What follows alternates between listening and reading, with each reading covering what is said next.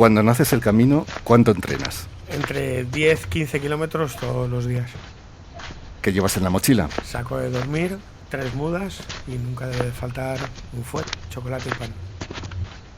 Estás muchos días en el camino. ¿Cuánto te duran las botas? Utilizo 2 marcas, una es Salomón y otra es Altra. Salomón para invierno, no me aguanta en la mitad del camino, las Altra funcionan mejor. Unas botas en un camino largo y popular, inmensamente popular. El Camino de Santiago es muy nombrado, de siempre, aunque no haya pasado por él, pero nombrado mucho. En 2025 el Camino de Santiago batió un récord histórico con 530.987 personas que recogieron la Compostela. En 2027, el año que viene, volverá a ser Año Santo, Año Xacobeo.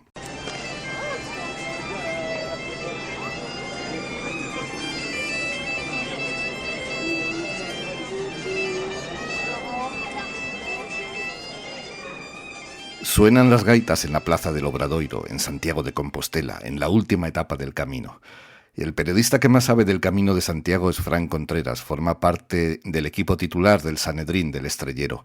Fran lleva 21 años en esta ruta, ha hecho 19 caminos desde la primera etapa en San Juan del Pie del Puerto, en Francia, o Roncesvalles y Jaca, y 20 caminos desde Ocebreiro, todos hasta Compostela Finisterre. Es también el celebrado autor de la Guía Mágica del Camino de Santiago, una guía imprescindible para quien quiera conocer y hacer el camino.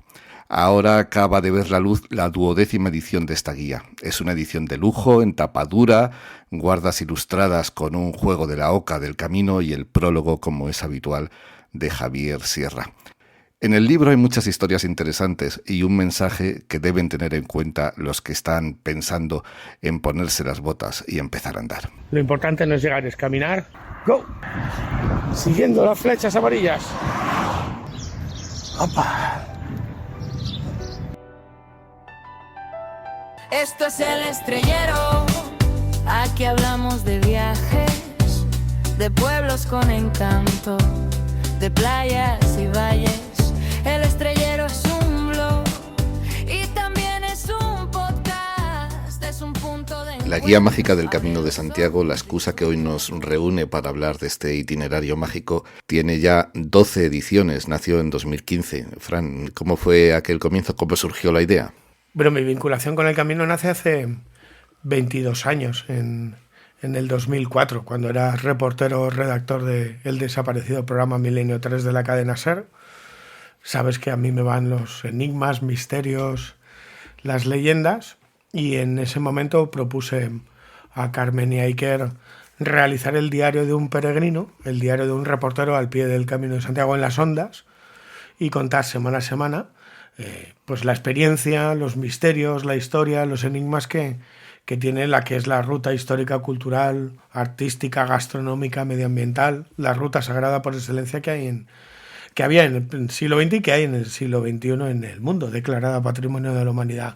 Ahí nace mi relación con el Camino de Santiago, porque me quedo embrujado, fascinado y enamorado del camino. 10 años después, en 2015, la editorial Planeta, el sello Luciérnaga, me pide que haga un cuaderno de campo, que haga una guía mágica del Camino de Santiago con todos los caminos que hasta ese momento llevaba realizados. Y es cuando plasmo en papel, y además para ese primer ejemplar en el 2015 hago 2 caminos en un mismo año de más de 65 días cada uno para conseguir esa fotografía distinta, especial, para recabar más datos, para alejarme de la vía principal 5 kilómetros a la izquierda y 5 kilómetros a la derecha, buscando más historias, más lugares que contar, porque en la guía solamente cuento una experiencia personal, la que a mí me transformó y me enamoró con el camino, pero el resto es información práctica, no solamente de las etapas, los kilómetros y los albergues, la historia de las ciudades y los pueblos, sino simbología, lugares, rincones, historias desconocidas que nadie se debe perder. El lado mágico es un enfoque especial, es el valor añadido que ofreces a los lectores, ¿no? Bueno, el concepto mágico porque el camino es mágico, es una experiencia mágica, es transformadora. Más allá de lo religioso, religión significa religar, y el camino te invita a religar con muchas cosas.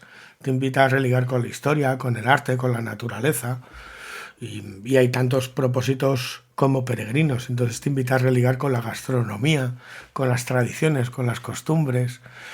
Lo que hay en la guía mágica del Camino de Santiago es la información básica, como te decía antes, pero la información que no aparece en ninguna otra guía, y eso lo llevo muy a gala.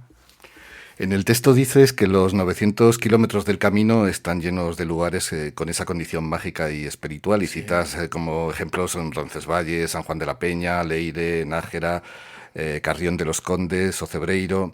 De Cebreiro hablamos luego. Antes de llegar a Galicia, háblanos de algunos de esos sitios imprescindibles donde has sentido esa energía especial. Bueno, el camino se siente la energía especial en el momento que llevas 3 días caminando a cada paso. No hay un sitio especial, todo es especial. Hay una frase como es, el destino es la excusa, lo importante es el viaje y el camino. No sé quién la dijo, pero es así. O no me acuerdo quién la dijo, pero es así, ¿no? Entonces, en el camino todo es especial. De Roncesvalles, hablando de lo mágico, bueno, Roncesvalles es el inicio de la ruta jacobea en Navarra. Sabes que hay 2 entradas, una por Navarra, en Valcarlos Roncesvalles, que viene desde Saint-Jean-Pied-de-Port, en Francia, y hay otra entrada que viene desde Somport, en la frontera, en Aragón, por Jaca. Bueno, pocos saben que en Roncesvalles la Virgen, la reina del Pirineo, cuenta con una leyenda. Y la leyenda es que apareció de forma milagrosa.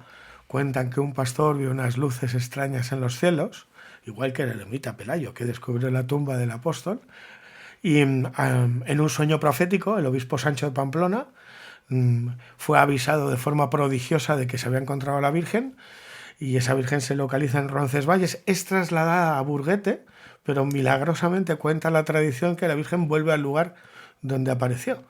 Eso es hoy Roncesvalles, que está formado, no ha cambiado, por la colegiata, el monasterio y 3 hoteles. El hotel de Roncesvalles, Casa Sabina y La Posada. Me citaba San Juan de la Peña. Nos vamos al otro ramal de entrada, siempre olvidado. Claro, en San Juan de la Peña están enterrados muchos reyes del Reino de Aragón. Es el corazón del Reino de Aragón. Y allí estuvo el Santo Grial, para los que consideran que el Santo Grial verdadero es el que ahora está en la Catedral de Valencia. Bueno, abrimos muchos corchetes en este debate, no sé qué tiempo tenemos, pero el monasterio de San Juan de la Peña es el corazón del Reino de Aragón. Es panteón real, y allí fue custodiado y guardado la reliquia que hoy está en la Catedral de Valencia, la más preciada y buscada por el cristianismo, que es el Santo Cáliz, la copa con la que se instauró la Eucaristía, que es el dogma del cristianismo, que no hay que olvidar que es una pseudosecta del judaísmo. Bueno, es el Santo Cáliz, el auténtico. Marcelino Laechea, obispo de Valencia en los años 60, pidió al catedrático de arqueología Antonio Beltrán de la Universidad de Zaragoza que lo analizara. Esto tiene un episodio, ¿no? Las grandes reliquias en época franquista analizadas para avalar su autenticidad. Y Antonio Beltrán, al que pude conocer y fui gran amigo, que era ateo y rojo, no tuvo más remedio que aceptar, porque si no le iban a repudiar públicamente, y él determinó que era una copa de cornalina, un vaso murrino, realizado en un taller oriental en el siglo I a.C. o I después de Cristo, y que la arqueología no tenía ningún inconveniente a que esa copa hubiera estado en la cena, en la última cena, en la cena pascual, por muchos motivos. Indiana Jones se equivocó. El cáliz de la última cena no podía ser de metal, es un material impuro para los judíos, no podía ser de madera, tenía que ser de un material no poroso, una piedra semipreciosa, el ágata. No hay que confundir relicario con reliquia.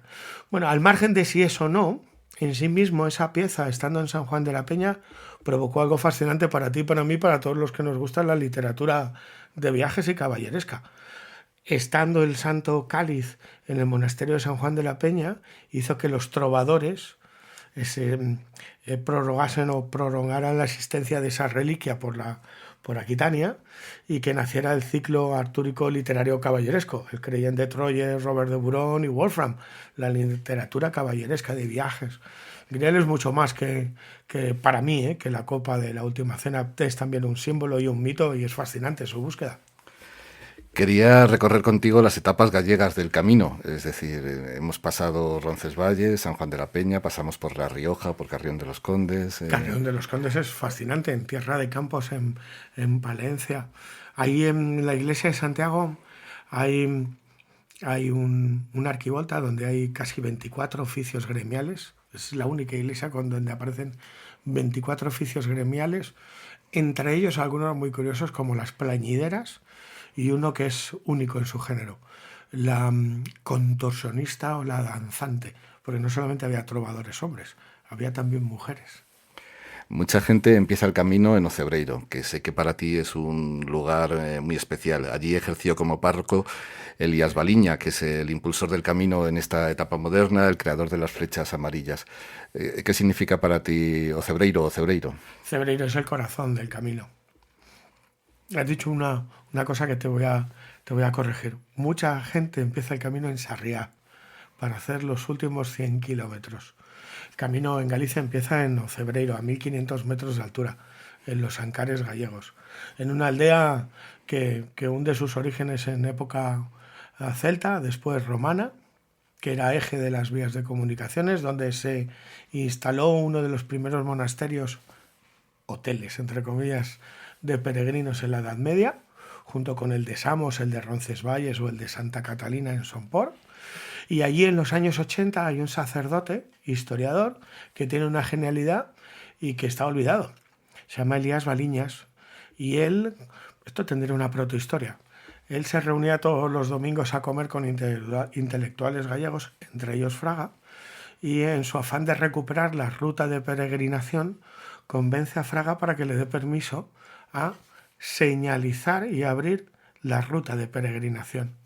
Primero fueron con lazos amarillos, curioso, pero luego fueron flechas amarillas. Hay un montón de leyendas sobre cómo se consigue la pintura, por qué se elige. Bueno, no voy a desmitificar las leyendas, es más sencillo. Él crea el que es un símbolo universal, que es la flecha amarilla que identifica el camino de Santiago y los caminos a Santiago. Es curioso, no tiene marca, no está patentado, todo el mundo la puede utilizar. Y gracias a él, hoy tenemos lo que tenemos en el Camino de Santiago, por la idea de un sacerdote historiador que quería recuperar la vieja ruta de peregrinación medieval. Y él abrió el camino a todo lo que es hoy el Camino de Santiago. Y te digo, te corregí erróneamente, porque todo el mundo empieza en Sarriá. Bueno, Sarriá para mí, tengo familia gallega y que me perdonen todos los gallegos, es el venidor del camino. Si quieres hacer el Camino de Santiago, empieza donde nació, donde está la tumba de Elías Baliñas y donde nació la flecha amarilla ahí en las montañas. Allí también está la iglesia de Santa María, ¿no? Que alguna vez te he oído decir que no se sabe cuándo se construyó. Las primeras referencias son del siglo X. Los primeros monjes que llegan ahí para dar hospitalidad, para acoger a los peregrinos, es del siglo X. Son de los más antiguos, junto con el monasterio de Samos. En el monasterio de Samos, que te lo encuentras 2 etapas después de Ocebreiro, allí estudió el rey Alfonso II el Casto, el rey que viaja. Algunos dicen que es la primera peregrinación. Yo entiendo que es el primer viaje para avalar políticamente que se ha encontrado la tumba del apóstol Santiago. Entonces, técnicamente no peregrinó, viajó. Pero bueno, digamos que fue la primera peregrinación, que es hoy lo que conoce todo el mundo como el camino primitivo. Y Cebreiro y Samos son los chakras, los corazones del camino. Y en esa pequeña iglesia que reconstruyó, no solamente la iglesia, sino todo el pueblo, Elías Baliñas, estaba casi abandonada. Hoy es uno de los lugares más especiales, entre otra serie de razones, no solamente porque esté su tumba, no solamente por la magia que tiene el pueblo, sino porque allí hay una bendición, misa especial para los peregrinos, a la cual todo el mundo debe ir, creas o no creas, que es la que da Fray Paco, con una bendición muy especial.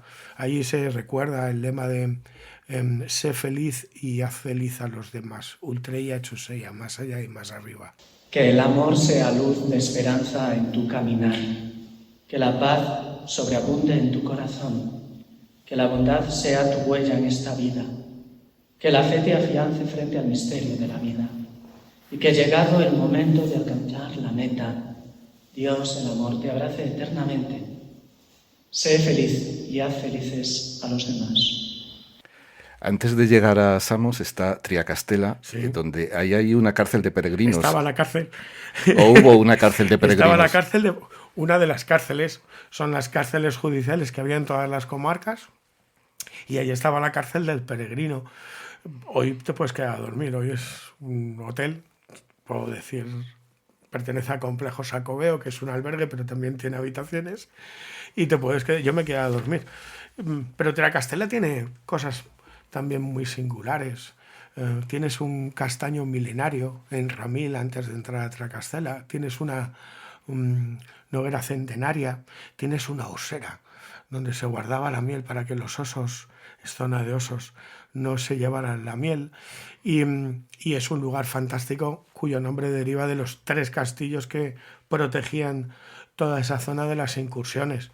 Triacastela y es un sitio marcado por otra tradición que se ha olvidado. Allí muchos peregrinos cogían piedras para ayudar a la construcción de la catedral de Compostela. Hay diferentes canteras, cuando vas andando las ves, pues en la Edad Media algunos peregrinos cogían piedras para ayudar a la construcción de la catedral.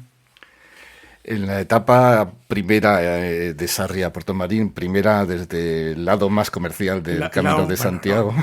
El que todo el mundo hace. El que todo el mundo hace. ¿Qué es lo más interesante en Sarria o en Puerto Marín? En la etapa, es una etapa muy bonita de corredoiras. Las corredoiras son los caminos que unían las aldeas en Galicia, que van normalmente por debajo del terreno habitual y sus paredes están hechas por verde musgo. Es una fantasía para los sentidos, con las raíces de los árboles de castaños y de robles. Pasas pasas el kilómetro 100, que es sitio donde todo el mundo ahora se hace ese selfie, ¿no? De 100 kilómetros necesarios para que te den la Compostela, el certificado que avala que has hecho el Camino de Santiago. Luego podemos andar, ¿qué es eso? Pero bueno, y yo me quedaría en Puerto Marín. Para llegar a Puerto Marín salvas el río Miño, el más grande de Galicia. Lo haces ahora por un viaducto, pero ahí había un puente medieval que todavía se ve si las aguas del Miño están bajas y es fascinante. Y donde están las pesqueiras, donde se buscaba la lamprea.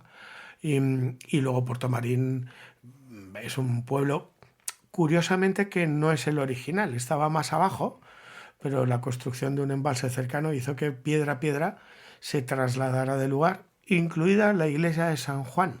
Adjudicada a una orden, no sé si a la de San Juan, a los templarios. Hay polémica. Hay quien cree que primero fue de los templarios y luego de la orden de San Juan de Jerusalén. De ahí su nombre, San Nicolás o San Juan, de las dos nombres se las conoce. Yo creo que primero fue de la Orden del Temple. Hay que recordar que todo lo que suena a templario está rodeado de leyenda y de misterio, porque no ha quedado documentación alguna de ellos. Todo ha sido borrado y aniquilado. Yo creo que primero fue de los templarios. Fue la primera orden que estuvo en el camino, la que vertebró los grandes lugares. Y esa iglesia tiene algo muy singular que la gente no conoce. En su fachada principal tiene en sus arquivoltas el borrador del Pórtico de la Gloria de la Catedral de Compostela. Fue hecho por el gremio, si no por el propio maestro Mateo, y entre los 24 ancianos del Apocalipsis hay un detalle muy singular. Uno tiene un matraz, el mismo que utilizaban los alquimistas. Es una iglesia fortaleza muy curiosa y singular. De Puerto Marín vamos a Palas de Rey y a Melide. Ahí hay un desvío por el que quiero preguntarte, que es el de Vilar de Donas, que son unos 5 kilómetros. Y está el 12 si lo haces, 5 para ir, 6 para ir y 6 para volver. 6 para volver. Allí está el monasterio de San Salvador de Vilar de Donas, y la que cuna es de la Orden de Santiago. Exacto, la tumba de los caballeros de Santiago, ¿no? Sí, cuéntanos y esa historia. El Camino de Santiago está vinculado a la Orden de Santiago, pero la gente no sabe que la Orden de Santiago es muy moderna, fueron de los últimos. Nace en Extremadura y nace por gente noble. Son como los VIPs. Ellos se aunan bajo esa orden. En Vilar de Donas tenían la sede en Galicia, ¿no? Y hay diferentes tumbas de caballeros de la Orden de Santiago. A mí me resulta un lugar que todo el mundo debe visitar. Ahora, tú vas por el camino, vas dirección a Palas del Rey y te tienes que desviar 6 para ir y 6 para volver, más los 6 que te quedan para llegar a Palas del Rey. Entonces, Bueno, estructura bien la etapa porque vas a ver un lugar marcado por la historia. Las tumbas medievales de los caballeros son fascinantes. Es un lugar marcado por lo pagano porque antes que iglesia era un lugar de culto celta y mantiene la policromía en diferentes ábsides. Tiene 3 ábsides. En el central mantiene una policromía muy particular con estelas policromadas de origen celta. Las propias tumbas de los caballeros de la Orden de Santiago y el pórtico de entrada tiene diferentes nudos de Salomón vinculados también, igual que en Portomarín, al gremio de constructores del maestro Mateo. Normalmente la gente no lo visita, pero el Camino de Santiago no es solamente lo que hoy recorremos. En la Edad Media no había flechas amarillas, no había caminos, había iglesias y un destino. Y entonces cuando hacemos el Camino de Santiago se nos olvida que hay 5 kilómetros a la izquierda y 5 kilómetros a la derecha con pueblos y aldeas, con iglesias y monasterios que eran también parte del Camino de Santiago, con un montón de sorpresas, leyendas e historias por descubrir. Antes de llegar a Santiago, en la cuarta etapa, si no cuento mal, si hemos empezado en Sarria, está Pedro Uzo Arca, la Bacolla y el Monte do Gozo, que es una de las 7 colinas mágicas del camino. Sí. Desde allí ya, cuando llegas, contemplas las torres de la Catedral de Santiago, o por lo menos las intuyes. Se ven, hay un punto donde se ve. Antes se veía completamente. Ahora sigue habiendo un punto. Llegas a la capilla de San Marcos. ¿Qué piensas cuando llegas a Gozo o qué piensa el peregrino? A mí me entra la ansiedad, porque todavía te quedan 6 kilómetros para llegar a la Plaza del Obradoiro y llegar a la catedral. Entonces, bueno, lo primero que piensas es, lo estoy consiguiendo, lo he conseguido, estoy ahí, pero ahí a mí me entra ansiedad y nerviosismo. El cansancio de los días acumulados caminando, el cansancio emocional, físico, se junta con el nerviosismo por llegar, que hay que calmarlo, la ansiedad de que sabes que estás ahí, y luego el tramo urbano de Compostela que se hace muy largo. Parece que no, pero se hace muy largo porque nunca llegas. Nunca llegas hasta que no llegas al casco antiguo, donde además te lo marca una inscripción que es Europa se construyó caminando a Compostela en diferentes idiomas, en la calle Real. Ahí es cuando te sueltas. Bueno, normalmente alegría. Ahí el Monte de Gozo se llama así porque los peregrinos en la Edad Media primero se lavaban en la Bacolla, en el arrochuelo, de ahí viene su nombre, se limpiaban y se aseaban, y cuando llegaban al Monte de Gozo, el nombre deriva porque caían extasiados después de peregrinar durante meses, en un tiempo en el que hay que recordar que se caminaba con lo que había y que se iba y que se volvía, no había trenes y aviones. La gente en la Edad Media, las personas que iban, firmaban testamento, eso era la gran aventura. Y al final llegamos a Santiago, a la Plaza del Obradoiro. Haznos una guía mágica de lo que no sabe el peregrino cuando llega a la Plaza del Obradoiro. Bueno, cuando entras a la Plaza del Obradoiro siempre te vas a encontrar a los gaiteros en el pasillo, en el Palacio de Gelmirez, que da paso por las escaleras. Dejas a mano derecha el Hospital de los Reyes Católicos, con esas cadenas que recuerdan las disputas que hubo entre los cardenales de Compostela y los Reyes Católicos por el voto de Santiago. Esto sería tema para debatir, el impuesto que todo el mundo debía de pagar. Te encuentras el Palacio de Rajoy, te encuentras el Colegio de Fonseca. La Plaza del Obradoiro refleja arquitectónicamente diferentes épocas. Y luego la gran catedral, ¿no? Con esa fachada barroca que esconde como una muñeca rusa diferentes estilos.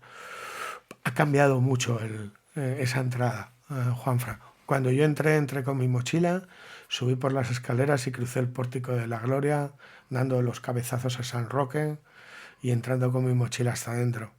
Desde hace 7 años, 8 años, todos esos rituales ya no los van a poder hacer los peregrinos. Los más veteranos te dirán que nos han robado rituales. Uno de ellos es subir las escaleras de la fachada y entrar por el Pórtico de la Gloria.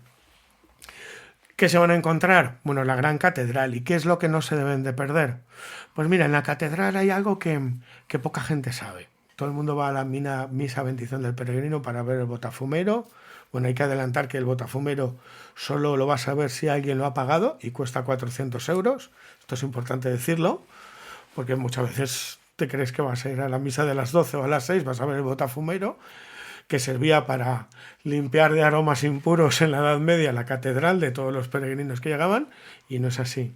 Pero hay un rincón que es mágico para mí dentro de la catedral. No solamente el Arca Santa, hay que bajar a presentar respetos al apóstol, el abrazo, que ya se puede volver a hacer, ha estado, por los tiempos que hemos vivido, no se puede hacer ese ritual. Hay una iglesia que no es de la catedral, pero que ahora forma parte de la catedral como una capilla. Es la Corticella. Corticella, que si no me regañan, que no es italiana, Corticella. Y es una pequeña capilla donde hay varios sepulcros de peregrinos con espadas, pero donde hay un pequeño altar con una imagen de Jesús en el olivo, y ahí hay un cesto y hay un papel, y la gente no sabe que, o hay pocos que saben que vas allí, escribes tu deseo, tu propósito en ese papel, lo dejas en el cesto y que todos esos papeles se queman en el botafumeiro. Ese ritual poca gente lo sabe, y ese sitio, la Corticella, es un sitio que tiene una energía muy especial, para mí muy especial. Una extensión que para mí es inevitable es llegar desde Santiago a Finisterre, al fin del mundo, al fin de la tierra. Tiene un componente mágico muy importante, ¿no?, este lugar.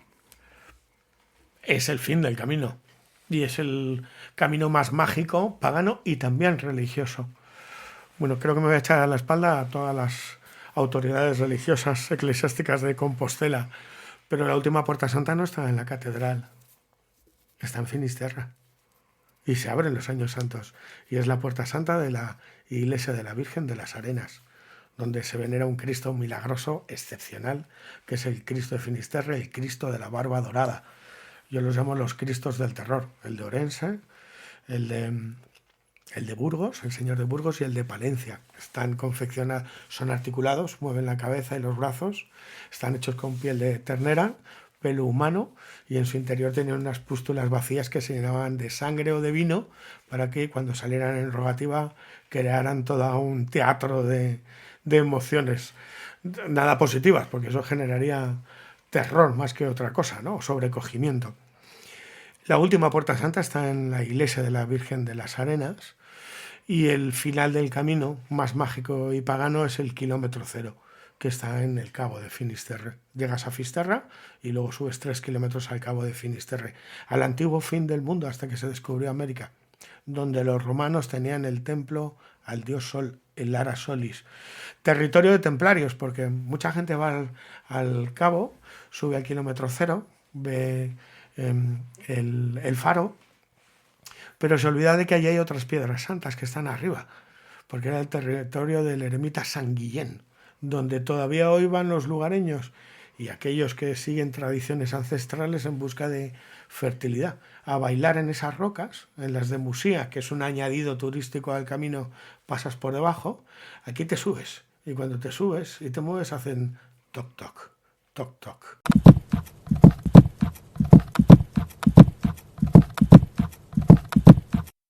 El mismo sonido que tu corazón o que el de tus pasos. Y al lado está la tumba del ermita San Guillén, que era territorio templario vinculado a los templarios, es la zona de los celtas de los Nerios, vinculado a los Traba. Finisterre es el auténtico fin del mundo y el auténtico final del camino, aunque allí decimos que no es el final, es el principio. La guía mágica del Camino de Santiago está llena de historias como las que hemos repasado en este recorrido desde Roncesvalles hasta Finisterre. ¿Qué tiene de especial esta 12ª edición de la guía y por la que estás tan satisfecho? Bueno, estoy feliz y contento porque si hace 10 años, 11 años, cuando salió la guía mágica del Camino de Santiago, te dicen que vas a caminar tanto, que vas a llegar tan lejos en este mundo de los libros, de la literatura, no te lo crees, ¿no?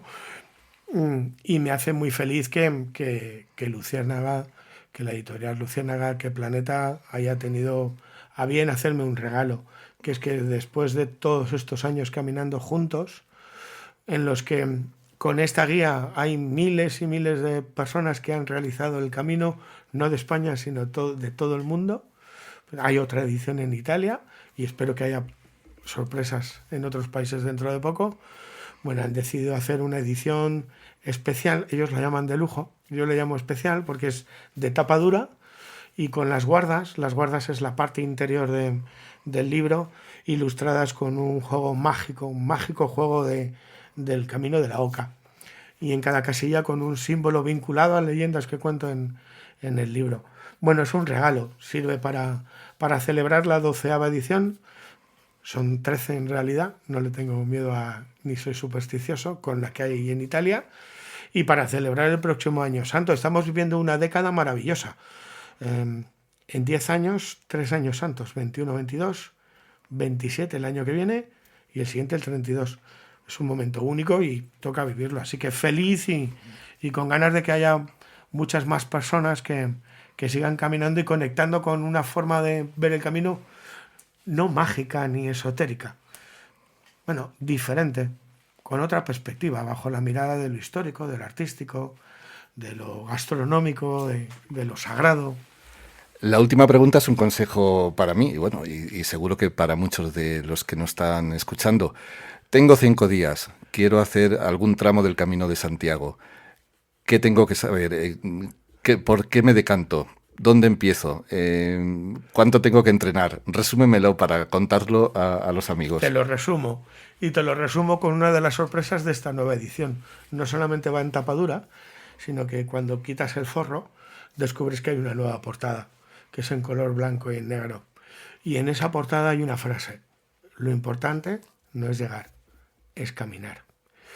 Así que yo te recomiendo que como lo importante no es llegar, que llegues a Compostela, sino que camines y que el Camino de Santiago recorre Navarra, Aragón, La Rioja, Castilla y León y Galicia, que elijas un principio para llegar a tu destino. Y que empieces... mi primer camino fue empezando en Jaca, pero ahora tengo debilidad por mis tierras de Nafarroa, por Navarra, que empieces en Roncesvalles. ¿Tienes 5 días? Recorres Navarra en esos 5 días. Guardas la credencial del peregrino, que no caduca. Y cuando tengas otros 5 días, vuelves a caminar. Porque el Camino de Santiago se muestra de muy diversas formas. Y no solamente es una experiencia, es un viaje en el que vas a descubrir todo el norte de España. Y eso es alucinante. Paisajes, gastronomía, arquitectura, tradiciones, surgentes. Fran Contreras es más popular que las flechas amarillas en el Camino de Santiago, así que para El Estrellero ha sido un honor compartir estos minutos porque nos ha acercado de una manera diferente al aspecto mágico, espiritual del Camino de Santiago, que esperamos que pueda inspirar a muchos peregrinos. El honor es mío, Juanfra. Fíjate si es mágico el camino, que el camino nos unió hace 5 años. Se te ha olvidado. Nos unió el camino y aquí estamos. El placer es mío. Que sigamos contando historias, que sigamos viajando y caminando. Lo importante no es llegar, es caminar. ¡Go! Siguiendo las flechas amarillas.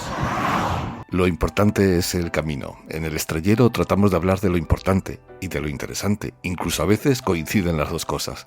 Pronto, nuevas historias, nuevos viajeros, nuevos destinos. ¡Opa! Esto es El Estrellero. Aquí hablamos de viajes, de pueblos con encanto, de playas y valles. El Estrellero es un blog y también es un podcast. Es un punto de encuentro. Abre los ojos, disfruta.